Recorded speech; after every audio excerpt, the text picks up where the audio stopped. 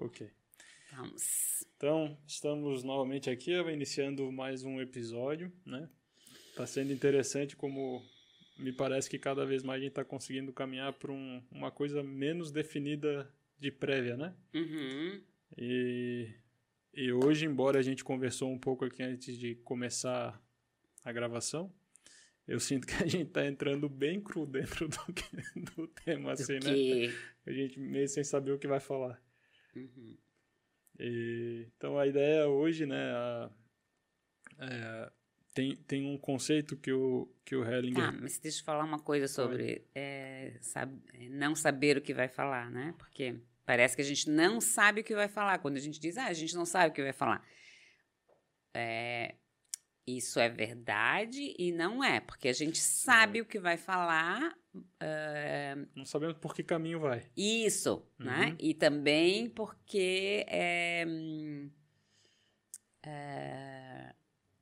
existe algo maior do que nós, do que a nossa vontade, do que a nossa necessidade, que é atender um campo, não vou falar campo porque essa palavra pode gerar muitos questionamentos, mas atender um cenário do qual nós não temos controle, ou temos mínimo controle, pouco controle, e que faz com que essa seja a nossa vontade e a nossa decisão. Chegarmos aqui livres e liberados para esse cenário nos tocar, nos deixarmos tocar por esse cenário que a gente não controla, né? Eu até vou pegar a carona e te agradeço por tu ter falado essas coisas, né? Porque eu falo e às vezes falo errado.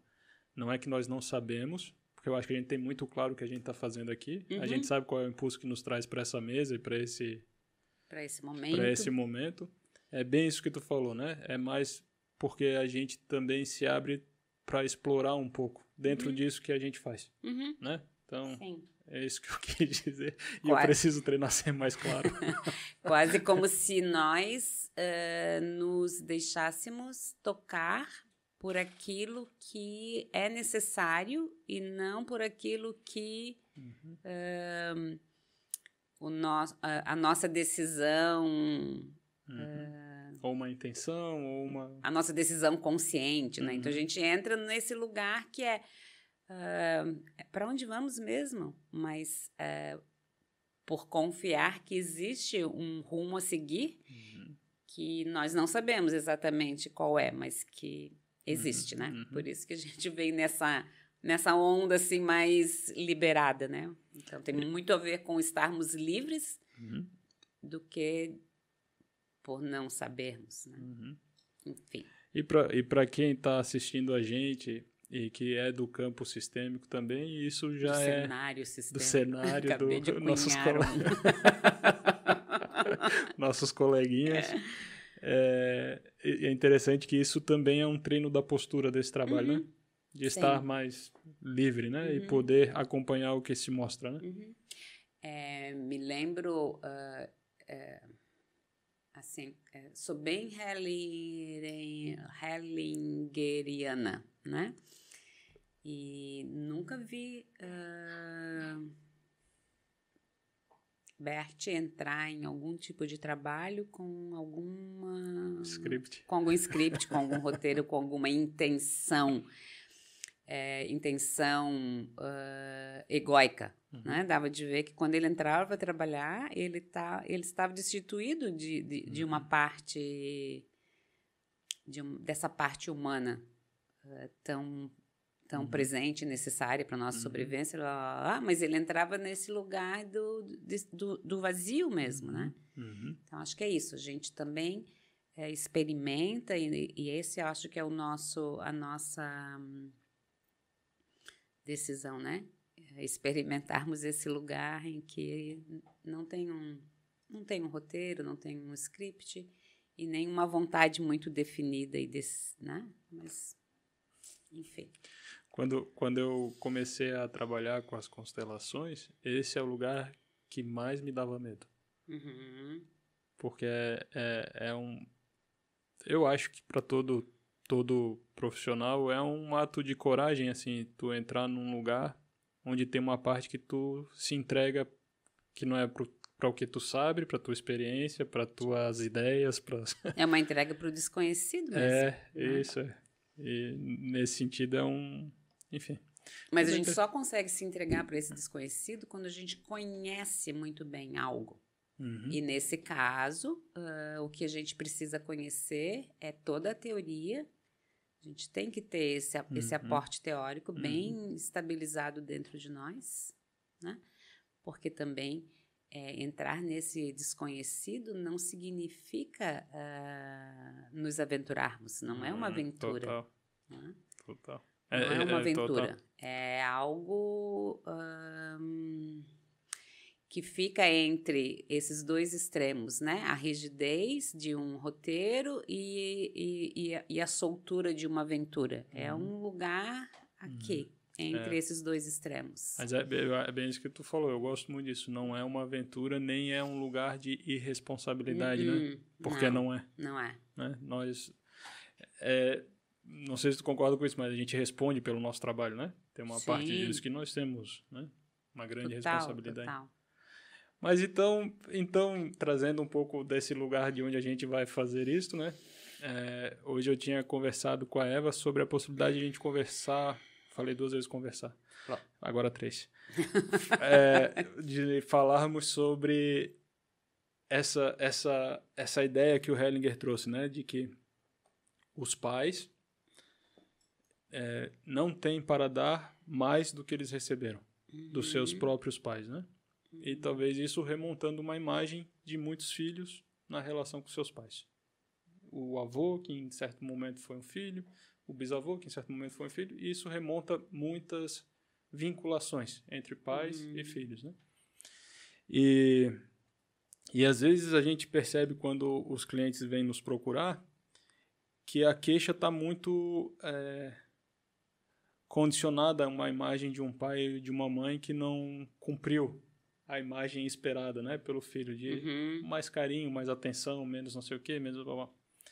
Sim, mais presença. Mais presença, enfim, aquelas coisas todas que a gente adora exigir dos nossos pais. E que Hellinger fala muito disso, né?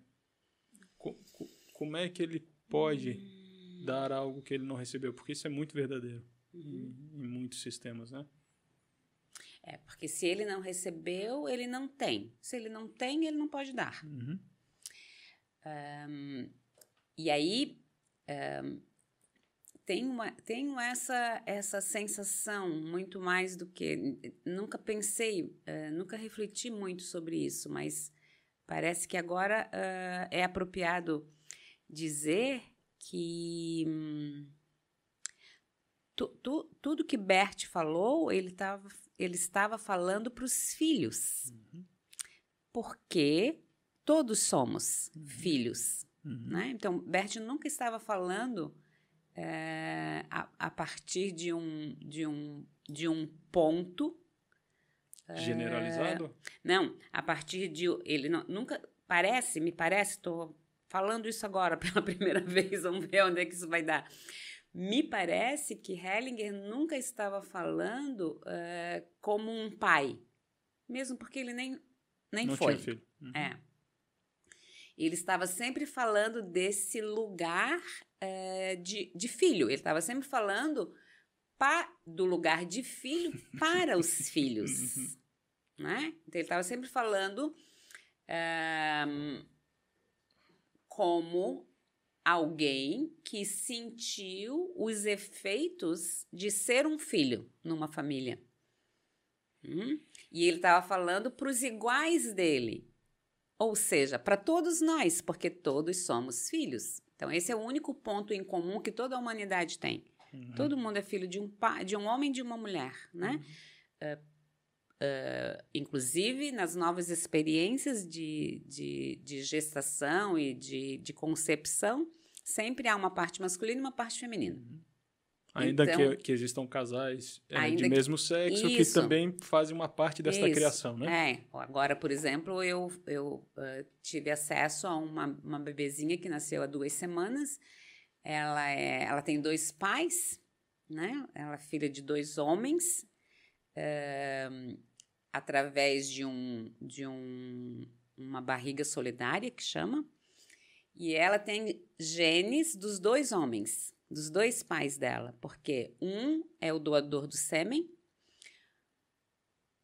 o óvulo foi doado pela irmã do outro e fertilizado e inseminado numa barriga solidária, né? Então, ela é uma filha desses 2 homens, enfim. Então, mesmo que a gente tenha todas essas novas formas de gerar, gestar e conceber, a condição continua a mesma. A condição que iguala toda a humanidade continua a mesma. Todos somos filhos, todos somos pessoas, seres que viemos através do contato de uma parte masculina com uma parte feminina.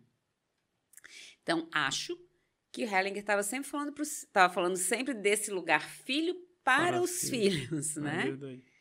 E aí, quando ele fala que os pais não podem dar o que eles não receberam, ele provavelmente estava dizendo assim: eu aqui do meu lugar de filho percebo outros filhos queridos, aí vocês todos que estão me ouvindo ou me lendo, que nós não podemos exigir dos nossos pais para além daquilo que eles receberam. Então, acho que era isso que ele disse. Acho que era isso que ele disse. Né? Então... Isso faz bastante sentido para mim. Eu já tinha meio que visto que existia no conhecimento sistêmico existe um ponto focal, que é o lugar do filho, né? O conhecimento foi criado para que filhos ouçam aquilo ali. Isso. Né? Para que filhos consigam entender como é que eles se encaixam dentro dessas dores que a gente às vezes carrega nesse papel de filho, né? E, da mesma forma, se a gente pegar esse conhecimento e apenas transferir para o campo dos pais, a gente começa a ver que às vezes nem sempre se encaixa, porque não é dos pais aqueles movimentos que são sugeridos no campo sistêmico. Não. Eles são sugeridos para filhos, né? Para filhos? Sim. Isso. Mesmo porque... Agora quem reclama são os filhos. Normalmente não são os pais que reclamam. Quem reclama são os filhos. Tanto é que quando uma mãe reclama, por exemplo, né, quando uma mãe chega para nós, chega com uma demanda como mãe, né? Uma mãe vem com uma queixa, com uma reclamação, qual é a atitude? Isso, olhar para trás. Então, a gente vai olhar para a relação dessa mãe com sua própria. Vamos olhar para ela como filha. Vamos olhar para ela como filha. Então, nesse cenário sistêmico de Bert Hellinger, somos todos apenas filhos. Né? Nunca nos elevamos à categoria de pais. Porque... E sabe o que é interessante? Que é bem isso que... agora é interessante isso. Porque, geralmente, filhos têm muita reserva com seus pais. Mas se a gente vai observar na alma, os pais estão muito tranquilos com seus filhos. Normalmente. Né? E é bem isso que tu falou. Quando tem algo na relação do pai com o filho que se manifesta, pelo menos eu nunca peguei diferente. É sempre da relação dele com seus próprios pais. Com seus próprios pais. Então... toda vez que alguém vem com uma queixa em relação aos seus filhos, a gente, como facilitadores de um trabalho, de uma constelação, de um movimento, nós destituímos aquela pessoa do seu papel de mãe ou de pai e as impulsamos como filhos novamente, e aí vamos olhar para a relação dessa pessoa com os seus pais, com o seu sistema. de origem. Né? Então, a gente nunca... E quando a gente coloca... quando a gente observa fenomenologicamente, se a gente coloca uma mãe com o seu filho, com quem ela tem uma queixa, normalmente eles não se interessam um pelo outro. Talvez o filho se interesse pela mãe, mas a mãe não se interessa pelo filho. Não, fenomenologicamente isso não acontece. Porque normalmente quando a gente coloca a mãe e o filho, a gente já fez isso, né? Fazer esse teste, coloca a mãe e o filho se interessa pela mãe, mas normalmente a mãe ou olha para baixo, ou olha para cima, ou olha para trás, ou não olha para lugar nenhum e fica procurando, mas nenhuma mãe fica fixada no seu filho. Mas os filhos ficam fixados em suas mães, em seus pais. Então, é isso, né, meu povo? Hellinger estava falando com os filhos, ele não estava falando com os pais, né? E acho que já tem uma dica aí de quem que tem que se movimentar nas questões, né? Então, a gente tem aqui a gente tem... isso é uma realidade, né? Me vem bastante o movimento, que também era algo que é trazido pelo Hellinger, né? Que o movimento, por exemplo, os filhos quando entram na queixa em relação aos seus pais, o que eles fazem geralmente é de alguma forma se afastar e não seguir mais em direção aos pais. Né? Embora internamente ficam sofrendo pela falta que esse não movimento acontece. Sim. Mas percebe que o campo, quando ele mostra essa informação pra gente, mesmo quando o filho se recusa, mesmo não, porque às vezes tem alguma questãozinha que não é assim, mas na grande maioria das vezes, mesmo quando o filho se recusa a ir em direção aos pais, os pais não fazem o movimento em direção aos filhos, eles ficam esperando o movimento acontecer, né? E para alguns filhos isso é um movimento arrogante, né, dos pais. Isso, como assim? Como assim não vem até mim? Eu quero que ele venha. Estou esperando a minha mãe vir até mim. Querido, espera, mas ela não vai. Porque se ela for, eu não vou deixar, inclusive. Exatamente, porque se o pai faz esse movimento, é bem possível que na história dele, como filho, aí sim tem uma projeção da relação dele com o pai, que acaba indo na direção do próprio filho. Ou você não tem um representante confiável. também pode acontecer. Pode. Mas então isso é bem interessante, né? Porque talvez o Hellinger de forma muito sábia nos deu uma boa informação, né? Sobre aonde estão os movimentos possíveis para resoluções nesses casos, né? Sim. Porque, e eu acho que isso acaba coincidindo com uma coisa bem cultural, né? Que é o que nos acontece está na nossa possibilidade de solução para fazer alguma coisa. A gente não pode esperar muito que o externo se reajuste para que eu me solucione, né? Isso. Então, talvez isso corrobora de novo também essa informação, né? Então, para efeitos genéricos e para efeitos, assim... Uma dica genérica é sempre eu me perguntar, diante de algum revés da vida, eu me perguntar como filha, o que eu estou deixando a desejar como filha? Né? O que como filha eu preciso fazer? Nunca é o que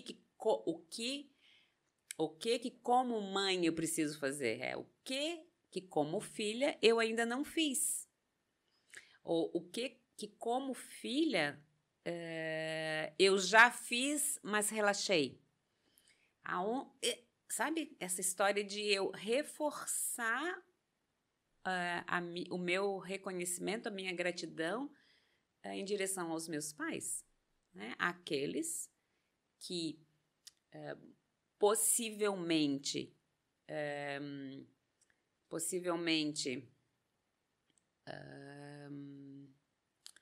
empilharam uma montanha de nãos na minha direção, mas foram disponíveis o suficiente para um único sim, se é o caso. E esse único sim suplanta faz tudo. toda a diferença e destrói essa montanha de nãos, né? Então, se eu tenho uma montanha do tamanho do Cambirela de nãos que eu recebi do meu pai e da minha mãe, se eu me conecto com talvez o único sim que eles tenham me dado, que é o sim para a minha vida, imediatamente essa montanha, esse Cambirela de nãos se dissolve. Assim, desaparece, né? Eu estou aqui pensando, Eva, né? Sinto muito. Sim. Às vezes sinto, porque a gente poderia ainda se valer um pouquinho mais do senso comum para tentarmos ser felizes. Mas não é verdade. O senso comum está impregnado de romantismo, o senso comum está impregnado de fantasia, ilusão, idealização, né? Vitimismo, vitimização, melhor. E aí, então... Enquanto eu estava te ouvindo, foi interessante, assim, me veio tem momentos que isso acontece, né? Veio uma compreensão, assim, de um lugar diferente. Mas somos um grupo de espécie formado por muitos filhos. Como tu falou, desse papel ninguém escapa. Alguns escapam do papel de pai, de papel de mãe, de papel de esposo, de marido, de irmão. Mas de filho ninguém escapa. Não. Esse é o papel que todos nós replicamos. Todos os humanos. E se a gente coloca... Todos os humanos e todos os seres. Todos os seres, sim.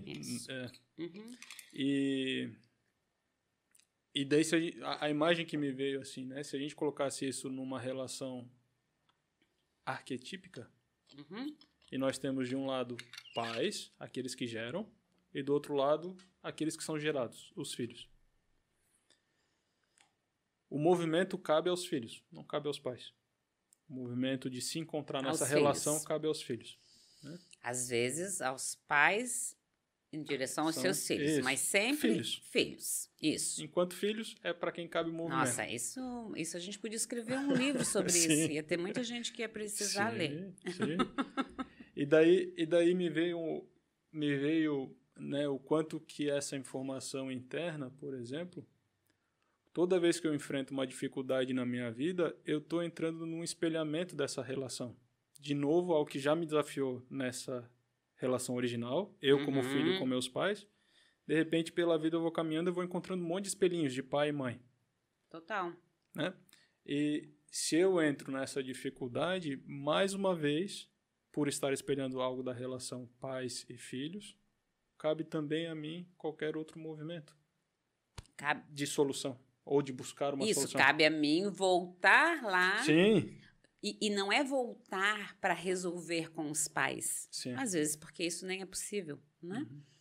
É voltar nessa relação para olhar como é que eu me posiciono diante do meu pai e da minha mãe.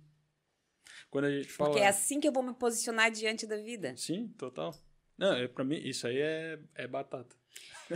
É batata.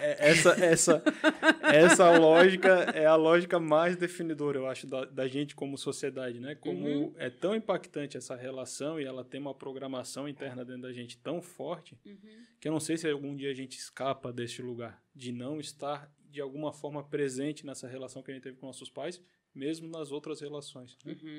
E... Agora eu até perdi o que eu ia falar. Mas enfim. Tá, mas vai voltar. Daqui a pouco volta. Se voltar, quando voltar... Será bem-vindo. E traz a informação, porque ela deve ser uma boa informação, mas ela deve interessar bastante para ti do que para qualquer outro ser que deve ter a ver contigo e os teus pais. Isso. Não, mas é que eu acho tão interessante, porque é muito fácil, como tu falou, né? Por exemplo, quando eu estou em relação a algo, eu me identificar muito facilmente. Estou sofrendo algo que alguém está fazendo contra mim. Né? E esse também é o que a gente faz com os nossos pais. Com os nossos pais. Como se fosse tudo fruto de uma intenção de nos destruir. Né? E se a gente treinou isso lá naquela relação e a gente não se dá conta que a gente ainda está espelhando essas mesmas dinâmicas, a gente... É quase como se a gente não se abrisse para uma possível solução, porque o papel está definido. Sim. E cristalizou de tal... Isso. E o papel está cristalizado de tal forma que aí a gente fica distante Estagnado. da solução. E é interessante que a gente vê isso, né? Não só vê como vivencia também, do meu lugar, mas como é fácil tu entrar nesse lugar sem movimento, mas muito justificado. Uhum. Muito justificado, né? Sim. Que é, meu Deus, blá, blá, blá, blá. E, por exemplo, quando a gente observa isso no campo do trabalho, esse pode-se dizer que é uma das grandes pedras no caminho dessa possibilidade de que algo se altere internamente, né? Dentro das pessoas que vêm buscar e tal. Sim. Porque... Mas, te interrompi, mas uma coisa é bem importante nós destacarmos aqui, pontuarmos e relevarmos, colocarmos isso com bastante destaque. Nós estamos sempre falando aqui do ponto de vista sistêmico, né? Sim, Essa conversa é do ponto de vista sistêmico. Nós não estamos falando do ponto de vista emocional, sim, né? Sim. Que isso é outro cenário, é outra área, né? A emoção vai atuar de uma outra forma, né? Então, só para pontuar bastante. E de certa forma, eu acho que essa é a complexidade dos processos terapêuticos, né? Porque a gente precisa se dar conta ao mesmo tempo que a gente não exclui aquilo ali, porque senão tem pouca chance, né? O que quer que seja que apareça, né? Pode ser, por exemplo, pode ser uma dor que a gente justifique por vários caminhos de conhecimento, mas se eu só falar, então tu não deveria sentir, não vai para muito lugar, isso não se move em muita direção, né? Então essa dualidade de compreender, eu adoro isso, porque eu acho que é compreender a função e a disfunção das coisas no mesmo lugar, sabe? Sim. Tá tudo ali meio que misturado.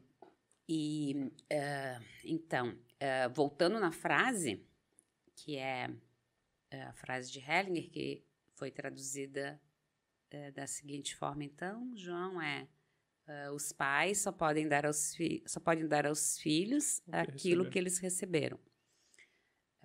Talvez, né, embaixo, aí bem ousada, né, Hellinger poderia ter dito, ou seja... Filhos, não exijam nada dos seus pais, porque para vocês eles já deram o máximo que eles poderiam dar quando eles disseram sim para a vida de vocês, sistemicamente falando. Quando eles disseram sim para a vida de vocês, eles já deram o máximo que eles poderiam dar. Não exijam nada deles, deixem os pais de vocês em paz. No entanto, não deixem de resolver as questões que vocês têm para resolver com eles, né? Porque então é como se eu, como filha, vou olhar para mim diante dos meus pais e não vou olhar para os meus pais diante de mim. Né? Então, eu deixo meus pais em paz e olho a minha postura diante deles. Né? Eu sempre brinco que os pais têm um letreiro aqui no peito que corre o tempo todo para lá e para cá, aquele letreirinho de... Bolsa de valores. Isso, de bolsa de valores, que diz assim, né? Filho, filha, por favor, me deixe em paz. Eu já te dei a minha última gota de sangue, eu já te dei tudo que eu podia te dar, eu já fiz o que eu podia fazer por ti. Agora me libera para que eu possa ser só a filha ou o filho da minha mãe e do meu pai, e vou me resolver ali as minhas coisas com eles. Agora, tu resolve aí o que tu tens para resolver comigo. Porque eu tenho uma pendência ali, ó. Cara, eu tô ali, ó, atrás ainda, querendo ver se eu resolvo. E eu já fiz esse esforço na tua direção. Agora me deixa em paz. E às vezes até o filho pode... no seu coração falar, pois é, pai, pois é, mãe. Eu tô bem igualzinho a ti. Isso! Fazendo a mesma coisa. O Décio, eu achava ótimo quando o Décio fazia. Eu o vi fazendo umas 3 vezes. Que era quando ele percebia algum filho, normalmente uma filha muito exigente em relação à sua mãe, aos seus pais. Ele, naquela sala, às vezes com muitas pessoas, ele... pedia, ele pedia para a pessoa olhar para cada outro participante e dizer, Então, se fosse eu, né, a cliente, ela estava reclamando da minha mãe. Então, ele dizia, olha para o João e repete. João, eu sou igualzinha à minha mãe e eu me orgulho muito disso. Aí, o participante tinha que falar, João, eu sou igualzinha à minha mãe e me orgulho muito disso. Ariel, eu sou igualzinha à minha mãe e me orgulho muito disso. Daniel, eu sou igualzinha à minha mãe e me orgulho muito disso. E a pessoa ia participante por participante, se dando conta que é uma verdade generalizada, não percebida, mas que quando cai nesse lugar confortável dentro de um filho ou de uma filha, faz todo sentido. E libera muito para o movimento, né? Então... é muito doido, né? Porque é sempre isso, né? Eu vejo mesmo quando a gente fala, por exemplo, dos movimentos sistêmicos, em última instância, a gente sempre está falando da relação de um filho com seus pais, que se reverbera por outras dinâmicas do sistema, né? Mas é sempre a relação de um filho com os seus pais, né? Inclusive, quando nós estamos lidando com as questões empresariais, né? As constelações empresariais, os movimentos sistêmicos e fenomenológicos empresariais, sempre vão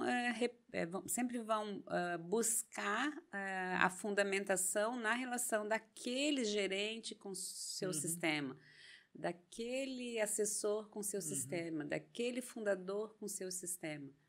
Porque a empresa acaba se tornando um espelho das formas de relações dentro do sistema dentro do pessoal, próprio né? Sistema familiar. Então, é isso. E pra gente, aí a gente começou conversando sobre isso, né? Daí eu queria trazer mas agora vai ficar, eu acho que até mais fácil de falar sobre essa outra parte, né? A outra parte é porque, por exemplo, eu acredito que talvez isso também seja verdadeiro para ti, mas quando a gente trabalha no campo, é muito comum perceber que os pais, apesar de só poderem dar o que receberam, é muito... não sei se é comum, mas é muito frequente ver que eles também acabam trazendo algo novo na relação com os filhos.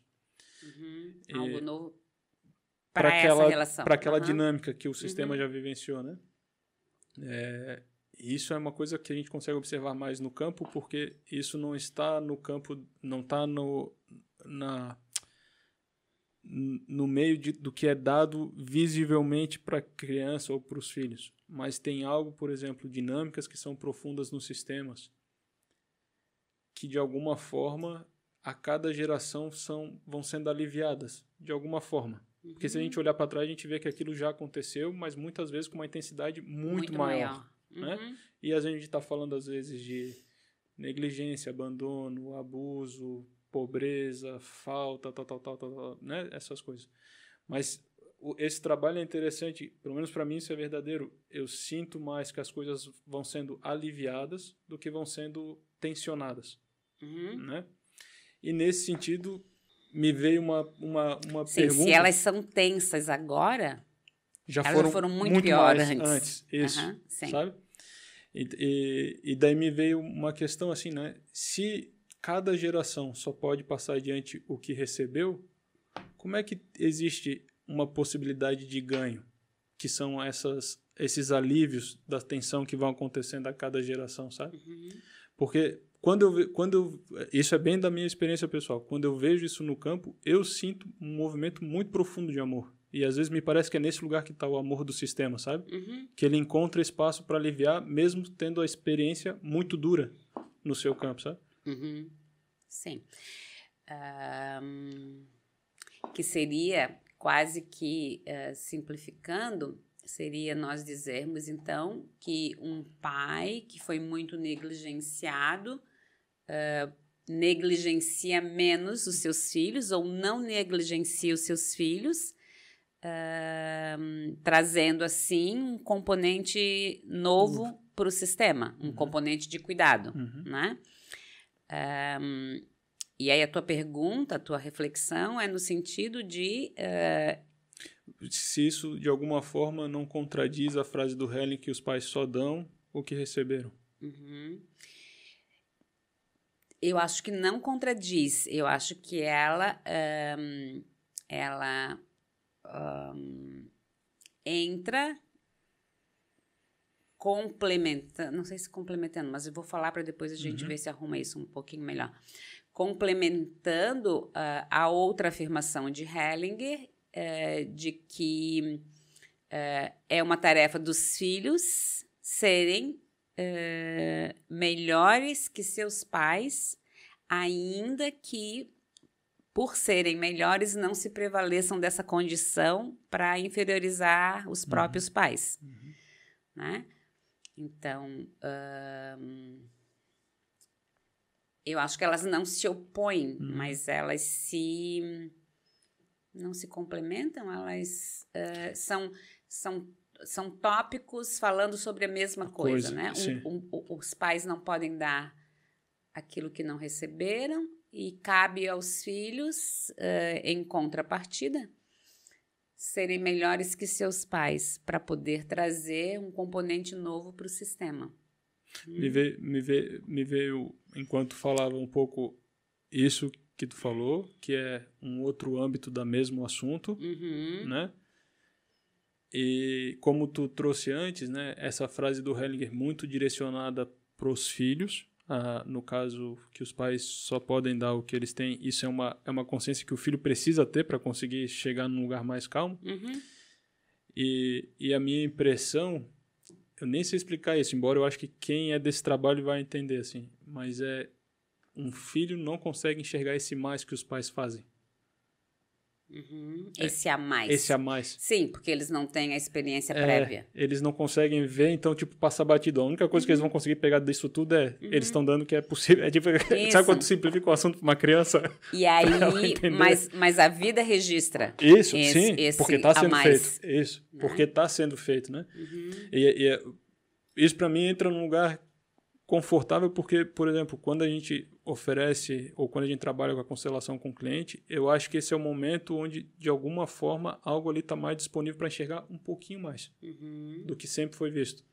E muitas vezes esse movimento de amor que está nesse lugar mais sutil transparece. E quando o filho consegue tomar isso, ele também alivia muito da carga, né, que ele exigia.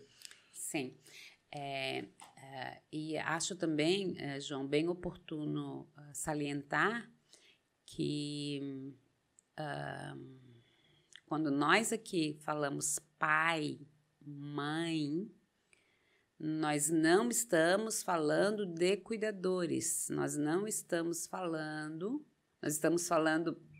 material genético. Biologicamente, material genético, nós estamos falando de reprodução humana. Sinto muito. Sem fantasia nenhuma, bem concreto. Mas também quero dizer que tem um jeito bem interessante de nós olharmos para isso e tirarmos proveito disso. Mas isso a gente só fala presencialmente nos nossos atendimentos, nos nossos cursos. Então, se alguém precisar de esclarecimento de como descola o pai do cuidador, a mãe da cuidadora, a gente tem uma aulinha muito interessante, mas a gente não pode falar aqui porque... A banda larga não aguenta. A banda, por mais larga que seja, não aguenta. Mas é bem importante nós salientarmos isso. Nós não estamos falando do pai que cuida e não estamos falando da mãe que cuida. Nós estamos falando do pai que... Cede material. Do pai que... do pai que fecunda e da mãe que é fecundada. Isso. Né? Nós estamos falando da origem mesmo. Nós estamos falando do começo de tudo. Né? Por isso que eu saliento bastante que a gente não está falando de questões emocionais. Porque aí, quando nós temos questões emocionais, nós temos questões emocionais com o nosso cuidador, com a nossa cuidadora. Porque com o nosso pai e com a nossa mãe, meus amores, nós não temos nenhum ajuste para fazer no sentido da via deles para nós, né? Entendem? Então, o que a gente faz, por exemplo, em terapia... Eu tô ouvindo a galera aqui. Meu Deus, que é essa? O que a gente faz em terapia é a gente cuida da relação com os nossos cuidadores. O que a gente faz na abordagem sistêmica, a gente cuida da relação com os nossos pais, né? Então, são 2 cenários diferentes, são dois approaches completamente diferentes, né? É que só para nomear, que eu acho que é importante, né? Essa compreensão me veio muito a partir de ti mesmo, né? Dessa questão dos pais e dos cuidadores. Eu me lembro quando tu falou isso para mim numa conversa que a gente estava tendo. E realmente é ela é bem clarificadora, assim, né? Resolutivo, né? Quanto a gente mistura, né? Esses 2 lugares, né? Misturamos muito. E né? é interessante porque de novo, né? Hellinger foi um gênio mesmo, né? Somos nós, enquanto filhos, que vamos encontrar o novo movimento. Exatamente. Não é de outro lugar, né? Exatamente. E compreender essas muitas confusões que a gente faz com os papéis dos nossos pais e dos nossos cuidadores é um lugar que ela dá uma clareza que, de repente, começa a ver, opa, tem chão para eu andar aqui. Mas antes estava num... E é bem importante que os filhos saibam que eles não reclamam dos seus pais, eles reclamam dos seus cuidadores. Sim. Assim, no cotidiano, o tempo todo a gente tá reclamando que o pai... né, então, a gente está reclamando que o cuidador não foi gentil o suficiente para... né? Porque se nós estivermos falando do pai e da mãe, se nós estivermos falando dos cuidadores, voltando, se nós estivermos falando dos cuidadores, eu me sinto, eu vou me sentir impedida, envergonhada de dizer para alguém, olhar para o seu pai e dizer, eu te tomo como meu pai. Porque existem pais que são péssimos cuidadores, mas eles não deixam de ser excelentes pais. Né? Então, mas isso, sou obrigada a dizer, isso só no tete-a-tete, porque eu também não vou...